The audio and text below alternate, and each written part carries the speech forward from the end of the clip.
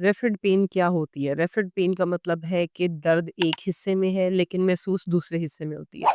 मिसाल के तौर पे आपको हार्ट अटैक का पेन बाजू में या जबड़े में फ़ील होता है। सेम इसी तरीके से अक्सर औक़ात डिस्क बल्ज होने का पेन भी आपको मुख्तलिफ जगह पे फ़ील हो रहा होता है।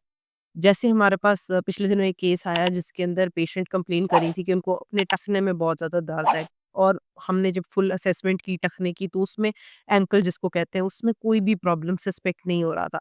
अपॉन द असेसमेंट मैंने उनको पहले ही बता दिया कि this is a case of slip disc, वो भी चौथे और 5वें मोरे के लेवल के ऊपर, जिसकी वज़ह से टखने में और पिंडली की साइड पे आपको तकलीफ़ की नोयत महसूस हो रही है। लेकिन वो पेशेंट एग्री नहीं की। उसके बाद हमने उनके एमआरआईज़ करवाए और after that we got the diagnosis correct और फिर हमने उसके अकॉर्डिंग उनका ट्रीटमेंट परफॉर्म किया and we got the results.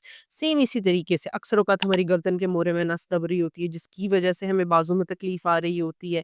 हमारी कमर में दर्द होती है जिसकी वजह से हमें घुटने में तकलीफ़ आ रही होती है। अक्सर औक़ात हमें कूल्हे का आर्थराइटिस होता है जिसकी वजह से हमारे टाँग के अंदर तकलीफ़ जा रही होती है या हमारे टखने के अंदर पेन होती है या हमारे पठ में आ रही होती है। अक्सर औक़ात हमारी पेल्विस की बोन की जो फीमेल्स की निचली हड्डी होती है उसका आर्थराइटिस हो जाता है जिसकी वजह से फीमेल्स कंप्लेन करती हैं उनको थाई के अंदर वाली साइड पे पेन आती है।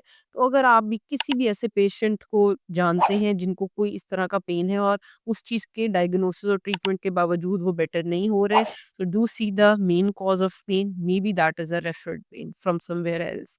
Jazakallah, stay tuned for more videos.